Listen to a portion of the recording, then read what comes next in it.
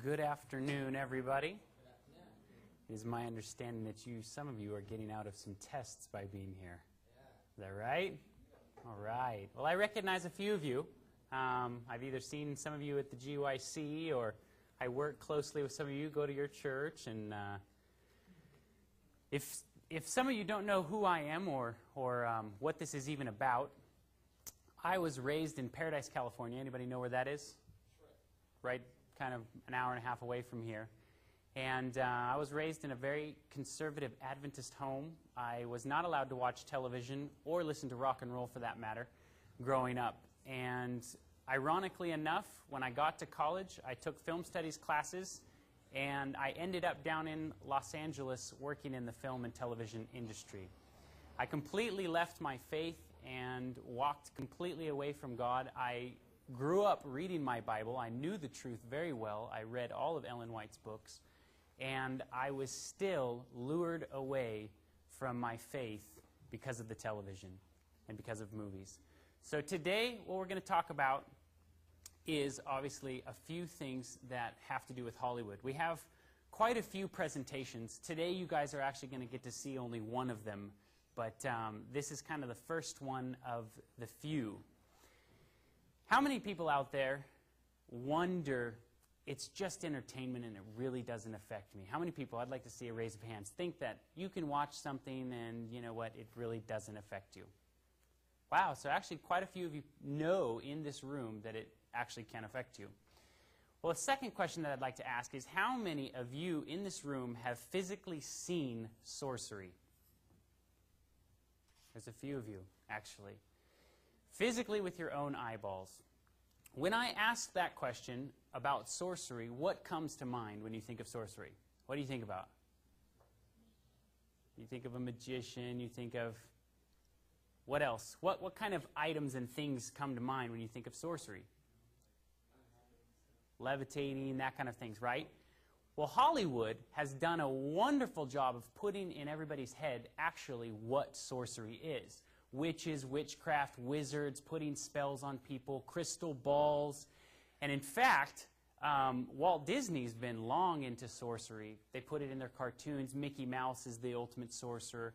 And as you're starting to see some of the movies that are coming out today, they don't even actually hide the names anymore. Enchanted, they put like Season of the Witch, The Sorcerer's Apprentice. These are all movies that are coming out today, so they're actually putting what sorcery is out there to the population. So sorcery is what I'd like to take a look at. And if we look at sorcery in the Bible, and you turn to Revelation 18:23, this is speaking about before the fall of Babylon. And the light of the candle shall shine no more at all in thee, and the voice of the bridegroom and of the bride shall be heard no more at all in thee. For thy merchants were the great men of earth, for by thy what? Sorceries were all nations deceived. Now that's interesting, because when I asked each and every person out here who here has been involved with sorcery, only a few people raised their hands. But what does this say? Does that mean just a few people are going to deal with sorcery? Everyone is going to be somehow deceived with sorcery. So, if we take a look at this word sorcery and see where it comes from, are you familiar with the Strong's Concordance?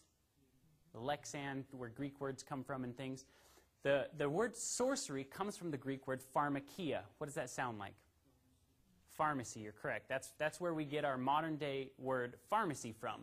Like number one, it's the use of administering drugs, poisoning, and like number three, sorcery, magical arts, often found in connection with idolatry and fostered by it. Now, what is idolatry? Idolatry is? Right.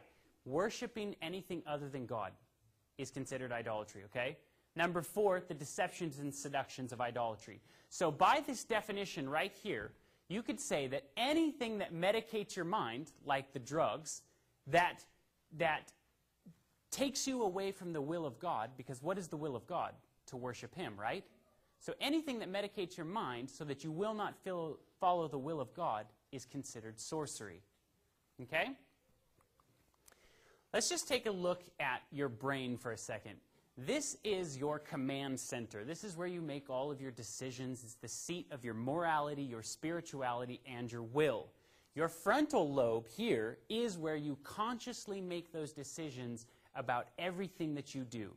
Your mind operates off of subconscious, like as I'm talking here and my hands are kind of going wild like this. They are operating off my subconscious. But if I decide I want to walk out that door right now, I made that decision from my frontal lobe. Your frontal lobe is where God talks to you. It is where when you pray and you communicate with God, you are communicating with Him in the frontal lobe. So it's very important to understand what kinds of things can affect our frontal lobe so that we cannot communicate with God. Okay? What are some things that can affect your frontal lobe? Diet can affect it. Music can affect it. Alcohol, drugs, any of those kind of things primarily deal with your frontal lobe because that's where you make your decisions. Oh man, this slide got jumbled. Know ye not that you are the temple of God and that the Spirit of God dwelleth inside of you? That's what Corinthians 3:16 says. So where does God dwell? Does He dwell in my hand, in my feet? No, He's dwelling inside of our minds. So can hypnosis medicate your mind so that it will not follow the will of God? Yes, it can.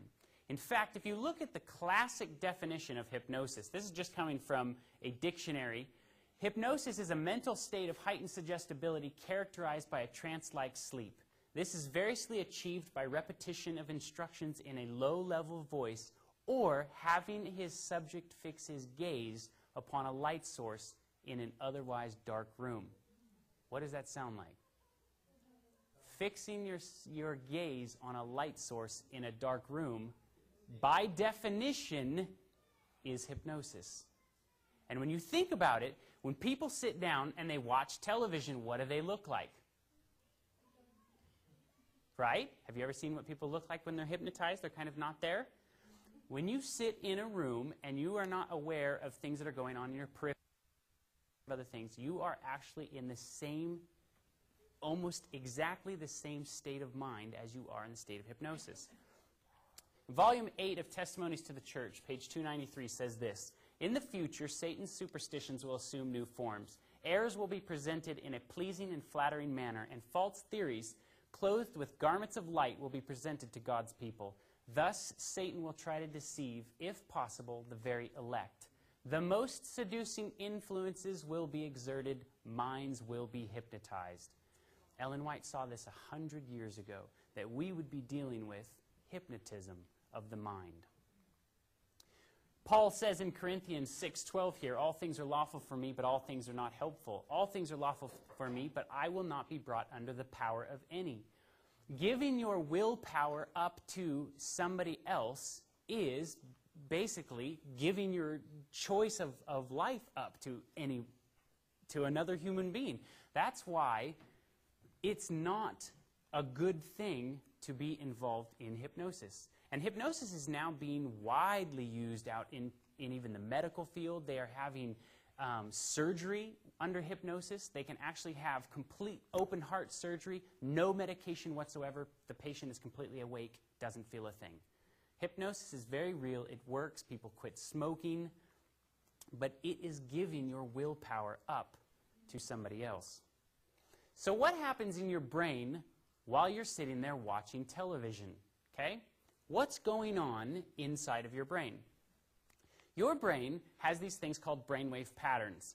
Now, this is going to be a very simplistic way of the way that your brain operates. Of course, we know so little about the way the brain really works, but they do know that you have these different brainwave patterns. It's easier to think of them more like gears, okay? You have delta, theta, alpha, and beta. The delta is when you're in deep sleep. Your brainwave patterns are very different than when you're awake. Theta is light sleep. Alpha is when you're awake and you're relaxed, you're daydreaming. And then beta is when you're awake and excited. Some of you out there right now might be in alpha brainwave pattern, thinking about what am I going to do tomorrow, or you know, what am I going to eat for lunch. Some of you are in beta right now. As I'm talking to you, you're thinking about what I'm saying. You're saying,